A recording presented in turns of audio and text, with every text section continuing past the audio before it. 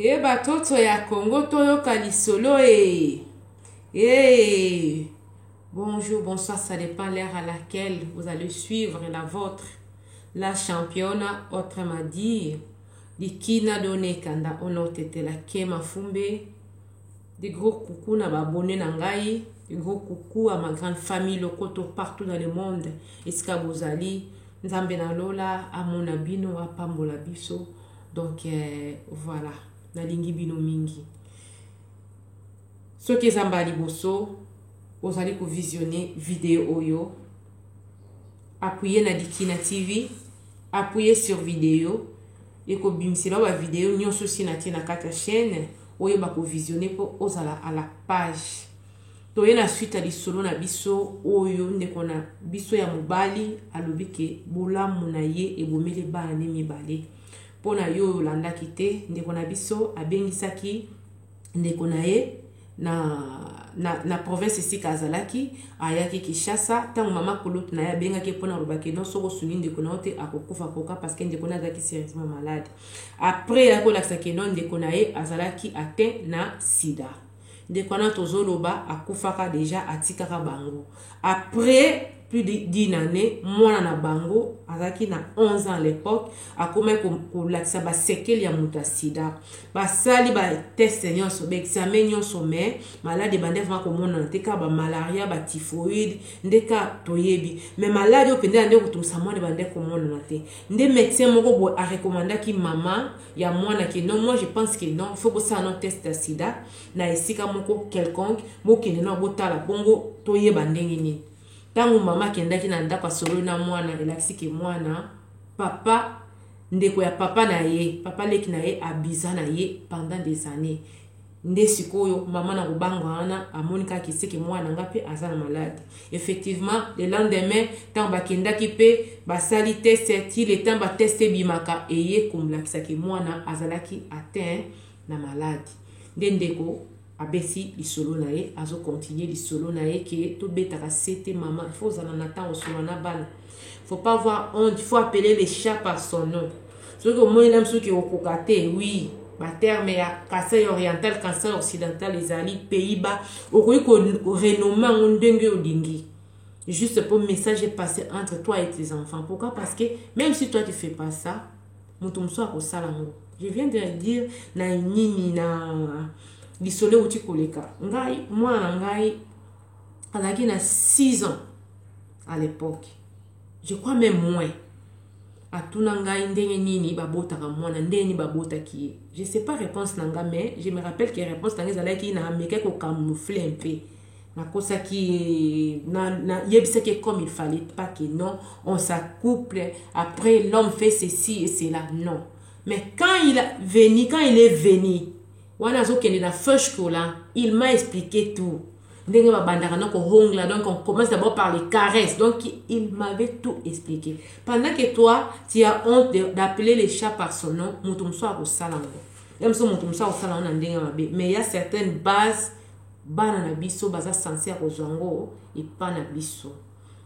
abonnez-vous massivement, partagez. Likina TV, toya ko fingate, toya ko partager l'expérience à bateau. Vécu ou ekosunganga na yo parce qu'il y a rien de nouveau sur le soleil. Les cambolem sous kouta nango, ce que fouillez bien, il y a quelqu'un qui est passé par là. Donc toujours bak sa sagesse, toujours bak sa intelligence, enfin tout ça la nini vie est un peu facile pour la vivre. Donc c'est un peu ça.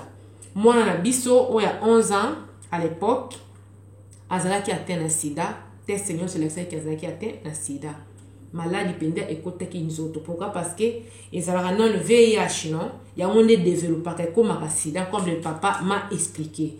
Donc celui peut-être là qui n'est bandeli le médicament bakisi parce que bakisi il dit maranzo tonyo surtout mais ce qui est yo et ko sala ko vivre même pendant 20 ans. So ko landela qui et puis vous en moi bon la bible. Bon bazali na moi ba solution na ba moi ba bon na ba mais fait que moi n'attends pas kende ko voir médecin ils allaient déjà et le virus, il y avait IH et comment déjà sida. Il y a une manifestation, on a une diarrhée, moi na kokonda, des salariés qui médecin, à mon abasseke la sida et si maman moi non. Faut pas qu'il ne voir médecin parce que là je trouve que il y a une ça ne va pas. Des maman oh malade ya mikolo bondeni, maman ça qui inquiet mais malheureusement et ça qui réalité que moi na ça qui abusé pas ya ndeko, ya papa nae. Donc c'est un peu ça. Sikoyo moi na ba yebi que moi na malade. Bazo pesa bakisi mais malheureusement il y a quelque chose que moi n'ende kona biso ou azwaki ou ba retrouva qui malade quand elle avait 11 ans.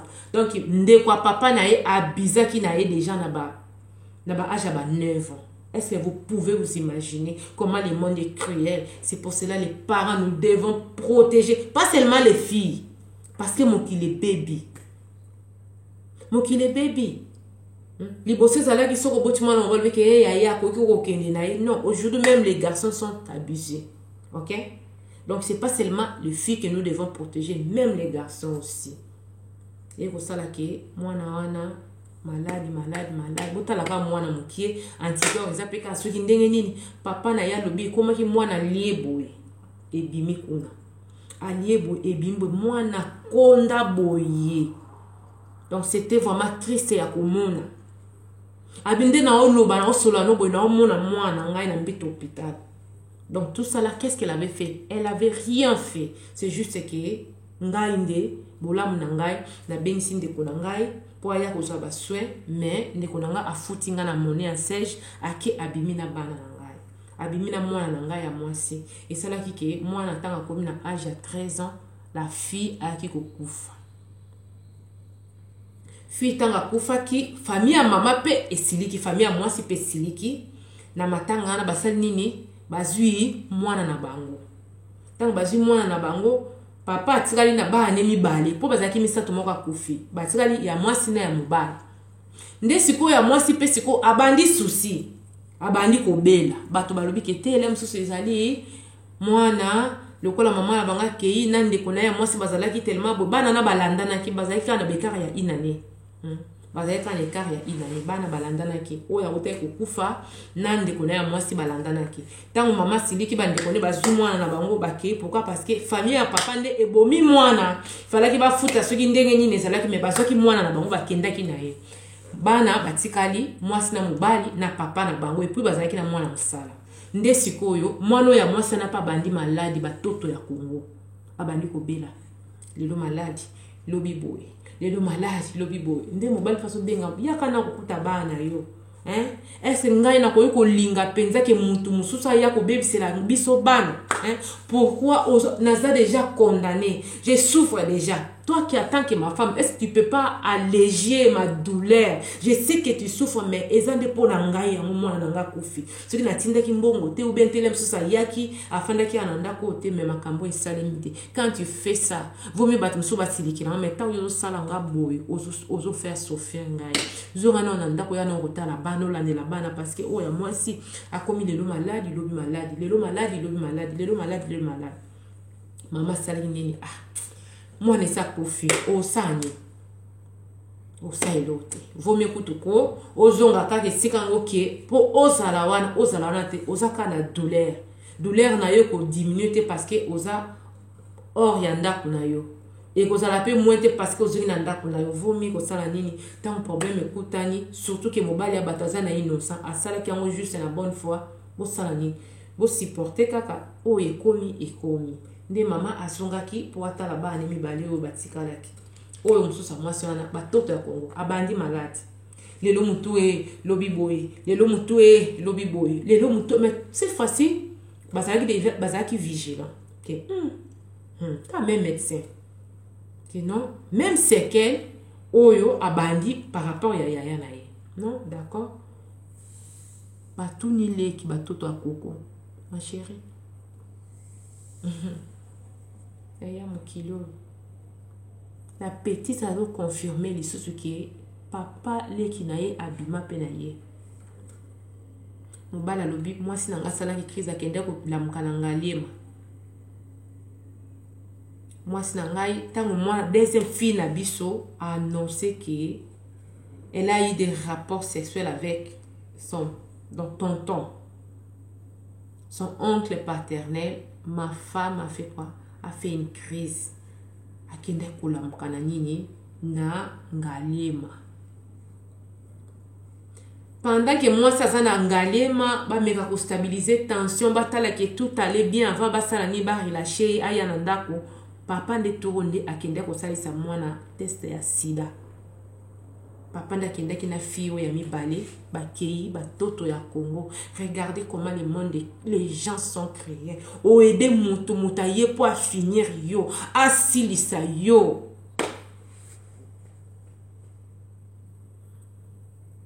Ça fait des années papa lobi ba kufisa bana bango, mais ba lila kati lelo. Tant ba bete li solo, moi ça zo lela na sima. J'ai même des larmes aussi. Ba kei na mwano ya mibale. Papa kei na ye pour moi ça zala ki na Ngaliema kuna.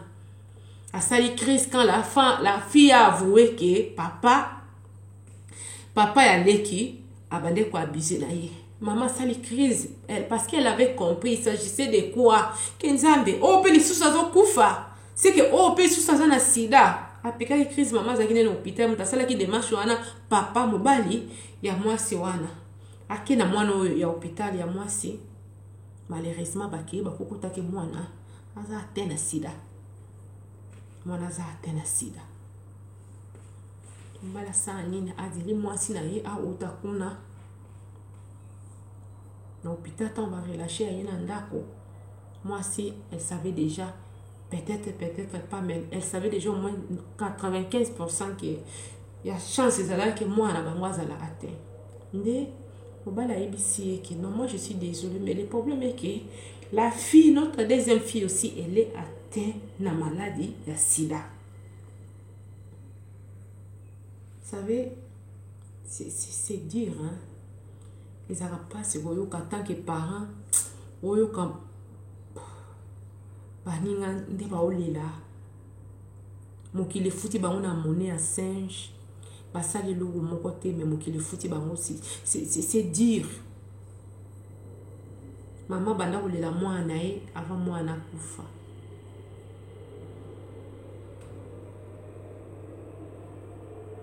Banda kolela mwana musalo bazala na ena ndako tellement comment malade. Mwana na ya mwasi ndi muta remplacer. Kuna pe mwana musala kufa kina sida. Donc papa leki ya mobali na ye abimaki kaka na bana te na mwana musala. Mwana musala wana akufa atika bana ye. O eza bao bato bango ba yebi. Imaginez-vous un peu bato bango ba yebi te. Donc pour dire que asasa ki ya kosasa. Yo moto mona ka fille eza na brillant, tu peux coucher avec qui n'importe quand, n'importe comment. Ok, so ozo banga non zambete. Mais protège-toi un peu. Tu crois que mutu po aza kitoko aza ko dégager beauté kende aza na maladie? À part si des na malade de belé. Comment ko zo vu non na légère mutu o ya sali ni test sida, ok ka juste ka bo, ok ko beta mbunda sans protection. Si vous protège-toi un peu. Parce que je suis là, pas seulement pour les chrétiens, même les païens aussi me regardent. Comment vous avez vu dans la légère de moi? De tout le baboye, maman wana, mwana wana zalaki atena sida. Mwana mukie. Yena ndekone bazalaki ne kar ya inane comme la femme a dit, abina landisi bana ngai. Au monika ko bala le temps eba ko maîtriser ba cycle na landisa penza hein et kaka ya inane ya liboso na ya mibale metala mokilo e futi ngai. Deuxième fille a se retrouvé na sida traitement basalaki oyo bakokaki kosala mais malheureusement mon ami bali pe akufaki amotaki bana misato va perdre mibale na cause nini méchanceté ya mokili. Patikali kana mwana moko la maman me dit que je sais pas si les a choc ya vie ou bien makamna kutani nango mais après moi na ngai mobali wana boti lisusu eloko mwana msute tofandi na mboka Autriche la championne eza lisolo na ngai ezwaki ngai yango ntango oloba wana ke soki nano ezwi yo te koloba te abi ngai ezwaki ngai nakundi bana na ngai na maladi ya soni mokili elobi eseki ekondane nga take mama mais nzambe kaka maman parlons avec nos enfants batoto ya Congo bapapa tosololaka na bana mokili eza mabe mutu mususu akosala o mabe ta koleka kana nzela mwana ou bien nzela bana na yo. Il faut être sage, il faut parler, il faut appeler les souris par son nom. Pendant que toi tu as honte de parler avec tes enfants dans les réseaux sociaux, sur les réseaux sociaux, ils sont libres. Et nos enfants vont comprendre mingi que tous hommes pour imaginer. Il faut parler avec les enfants. Abia kunda ba na emi bale ya basi. Abi ba o ba kokai ko sunga nga na bubange na ngai ba kokai ko sokola ngai la championne. O ba kokai ko zipanidité na ngai mokili botolinga ba na ngai. Ma chérie, on tinde la vidéo za histoire na yo. Nzamba pesa okimia. Nzamba pansama ya misu na yo. Je sais que c'est pas facile. Là je sais, mais nzamba sunga yo. Nzambe wa pikolaka. Eloko eza kolelisa moto apikola yo. Nzambe wana azongisolo bana wana na lolenge ya komona apamsama ya misu na bino parce que jusqu'à aujourd'hui vous plairez. Je sais que c'est pas facile mais nzambe na lola sunga yo. Nzambe na lola sunga yo mokile kondanaka ya mokile lobaka na ngonde na lobaka. C'est facile à juger. C'est facile à parler quand il ne s'agit pas de toi. Ok? Donc, comme ce n'est pas toi, tu ne sais pas comment tu pourras réagir sur les comélios. C'est ça le monde. Le monde est condamné. Il fallait ça la boue, il fallait le baboué. Mais ce qui n'est pas tellement beau, à cocater. Ce qui a subi d'ouvrir aux les carottes à cocater, ma chérie. Nous avons appelé ça au Kenya. La ligne binomingi, partager, aimer et s'abonner si c'est la première fois au visionner Likina TV. Après cette vie, il y a une autre vie qui s'appelle la vie éternelle. Les tombani nos oignons au père de mon kilo yassé. Nzambe.